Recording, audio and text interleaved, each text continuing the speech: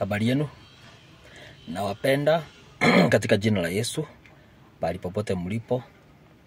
Wiki hii nilikuwa nataka tuongee kuhusu discussion yenye ama Bible study yenye tunafanya katika kitabu ya Matthew, na kuna ninaendelea kudiscover vitu hata wakati nafundisha watu ama naongea, kuna vitu na discover zenye sikuwa nimeona mbeleni.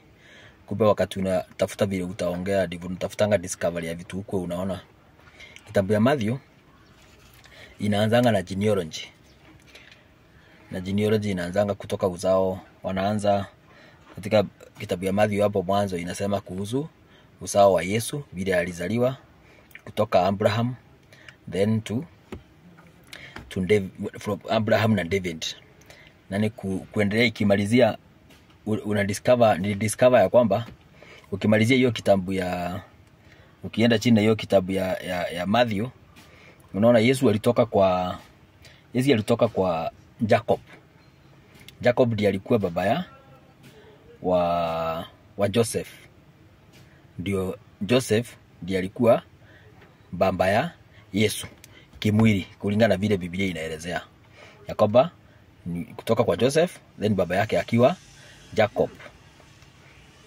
Na ukienda, niliona kwa kitabu tena ya Luke, ukisoma Luke 3 kutoka 23, inaelezea genealogy tena ya Yesu, kutoka kwa Joseph na kutoka kwa yule mzao. Unaona katika Matthew inasema ni kutoka from David, uzao ulikuwa kutoka Solomon. Ni kama Yesu alitoka kwa uzao wa Solomon, hapo akashuka hadi yule baba alimzaa Yesu, alimzaa Joseph, alikuwa Jacob. Kwa hii kitabu ya Luke nayo ikielezea genealogy, na inasema Yesu alizaliwa na Eli. Eli ndiye alikuwa baba ya Yesu. Na on top kutoka kwa David, from David, mtoto wa David mwenye alitoka uzao wake kuja kuzaliwa Yesu, ndio kukue Eli akuja azae Joseph, naye anaitwa Nathan. Nathan na Solomon watu walikuwa watoto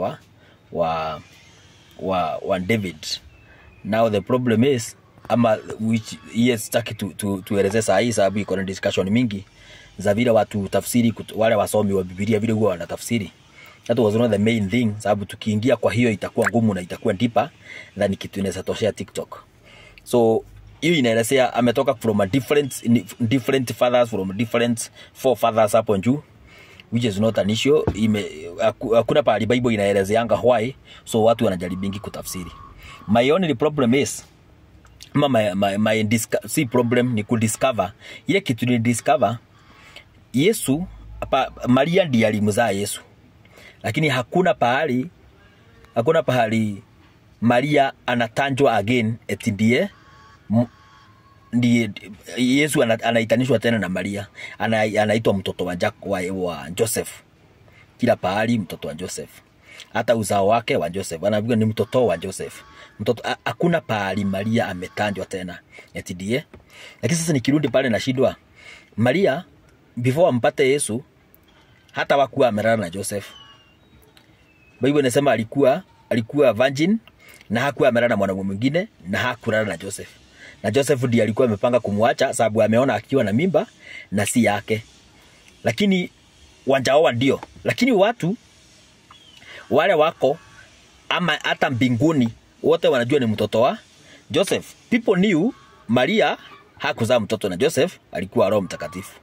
And heavens still wakajua mtoto Yesu hakulala Joseph hakulala na Maria, lakini bado wanamuita mwana wa Joseph. Nikaanza kujiuliza maswali. Kwani Mungu huwa anatambua watu wamewana wakiwa stage gani ya kuulizana, watu wengine wanasemanga wakati umepata mtoto huyu anafaa kuitwa mume wako. Wakati mmeoana, mmefanya wedding, huyu ndiye anafaa kuwa bibi yako from there. Wakati kama mjarara na yeye ni mmeoana, bado si bibi yako, anafaa kuwa sheria vile huwa ina interpret. Lakini nikadiscover kumbe mbinguni huwa inatambua wakati mmeulizana na mtu, mmeanza mambo ya mapenzi. The moment umedecide mimi nitaoa huyu, mimi Kangethe nitaoa okay, so acha niseme mimi okay, nitaoa huyu. Muna decide na mnapendana. The moment mmeanza mmependana, mmefika point ya kuulizana, eti tutaoana, na mdecide kwa moyo, hata kwa siri kwa nyumba huko, mseme na tutaoana, tuanze kupanga kudiscuss vile tumekaa, mtu wa decide kwa Mungu. From there Mungu huwa anatambua kama nyinyi ni mume na mke, kulingana vile nimediscover kwa hapa. Sababu Maria alianza kupata baraka za Joseph, sababu Yesu alizaliwa kutoka kwa uzao wa Joseph, na ndivyo mbingu ilikuwa imepanga. So the moment iliona wamepanga kuoana na Maria, na wameplan na wameangri wataoana, mbingu ilitambua ya kwamba huyu Maria na Joseph huyu washaoana, na kwa hivyo baraka ya Joseph ikapewa Maria on behalf ya Joseph, sababu Joseph hangezaa mtoto. So kuna baraka huwa inaanza kupata mtu even before mulale na mtu. The moment mmedecide mtaoana na nyote kwa moyo wenu umeamua mtaoana, it's wonderful to discover eti kuna baraka huwa inaanza kufuata mtu ya yule mwingine, hata kama mjalala pamoja, as long as moyo wako na wake mumetai kusema mtaoana. Watu wengine wanaenda kusurprise watu kwa will you marry me, kwa proposal, will you marry me, na saa nyingine wamekaa even for 2 years kwa nyumba moja, na wengine wakaribu hata kupata mtoto. Walidecide kitambo wataoana. Hiyo inakuanga uongo na kitu ya kuonyesha watu ikuwe fun, ni kama event, ni kama fun tu ya kuonyesha watu na kufurahisha mtu wako, ni kama kumpangia ka event tu ka kuonyesha. Lakini the moment mlidecide mtaoana, na hata kama mko mlala pamoja, hiyo ndio mbingu ama Mungu ama spiritual realm ili discover, ama baraka na laana zilianza kufuata. Kama huyu alikuwa laaniwe akioa, laana yako inaanza kufuata the moment you decide utamuoa. Kama alikuwa mbarikiwe na Mungu, anangoja wakati ataolewa ama ataoa, baraka yake inaanza kufuata from there. Sababu mbingu huwa ina discover ama inatambua marriage the moment mmeagree kwa moyo ya kwamba mtaoana. Even didn't discover. It was wonderful.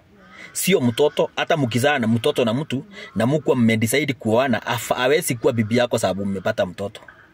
Na itambuliki mbinguni eti mmeoana sababu mmepata mtoto. Why? Haukuwa umeamua kwa moyo wako. Sababu question is, kama ulidepiwa huyu mtu anakuwa bwana yako? Hapana. Mtoto haezi kuwa ndiye anawafunganisha na mume sababu umepata mtoto. Na wenye hawapati mtoto bado mkioana wanatambuliwa mbinguni wameona yes. Kwa hivyo sio mtoto huwa ana decide ya kwamba umekuwa mume na mke. Ni decision ya moyo wako na decision ya huyu. Hata si kulala pamoja huwa decide eti utakuwa mume wa huyu ama mke wa huyu. Sababu kuna watu wanaweza oana, wamedecide kuoana, na wengine hata wana uwezo wa kulala pamoja. Mbingu bado inatambua ya kwamba you are husband and wife. Wonderful discovery. I love this. Ndugu zangu, tutambue hiyo. Wakati umedecide kutupa mtu eti heartbreak, eti mlidecide utaoa mtu na unamuacha anyhow, wewe enda nimekuacha. Wakati unasema umemwacha, hiyo inakonfirmiwa mbinguni kama divorce ya kujaza karatasi. Sababu moyo wake na wako ulikuwa umepangwa pamoja eti mtaoana na mmeoana mbinguni. So ukimwambia nimekutupa, hata kama mjailala pamoja na mmekuwa mmefungana mioyo ya kwamba nitakuoa, hiyo mbinguni inatambuliwa ni kama divorce. Ijatanjwa hapa, lakini na discover from where I'm reading. Sababu Mungu anatambua hata kutoa kwa kanisani from Yesu akufe na afufuke na tukakuwa Christians, hata kutoa kwa kanisani. Wakati ukitoa pahali moyo wako hujaamua, inakuwa ni kama kuwaste. Mungu anachukua kitu yenye umeamua kwa moyo wako. Ndio maana moyo wako saa hii ndio huwa ina decide. Na ukidecide kwako, sio sheria, sio kitu ya kuambiwa, sio watoto, sio mbegu, sio kitu imepangwa na mtu, lakini kitu yote umeamua kwa moyo wako kutenda, mbinguni huwa inapokelewa na inatambuliwa from marriage up to you and up to the givings that you do. Wonderful. Bwana awabariki sana.